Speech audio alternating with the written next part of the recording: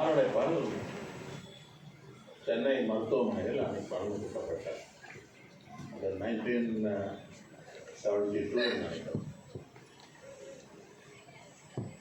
அப்பொழுது நானும் இதயவியல் துறையில் துணை பேராசிரியராக பணிபுரிந்து அப்போது எனக்கு அழைப்பு வந்து நான் மருத்துவமனைக்கு விரைந்து செல்கிறேன். அவர் பிரத்யேக வார்டில் கலைஞர் அங்கே உட்கார்ந்துருக்கிறார், நீங்களும் உள்ளே போங்கன்னு சொன்னேன். நான் உள்ளே போய் ஒரு ஓரமாக நின்று கொண்டேன்.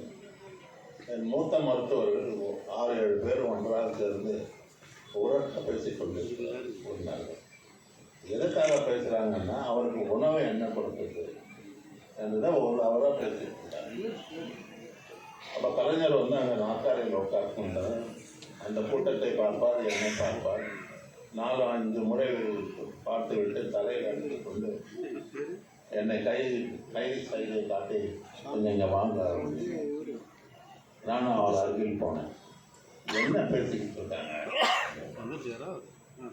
ஏதாவது உங்களுக்கு புரியுறதா அப்படின்னு கேட்டார். நான் மருத்துவன் என்ற முறையில் எனக்கு புரியுது, உங்கள் உறவினருக்கு என்ன உணவு கொடுப்பது என்பதை பேசிக் கொண்டிருக்கிறது, நீங்கள் யார் என்று கேட்டார். நான் இப்பொழுதுதான் திருத்துவர் மருத்துவக் கல்லூரியில் படித்துவிட்டு வந்திருக்கிறேன். அப்போனா நாலேஜ் ரொம்ப ரீசெண்டாக தான் இருக்கும்.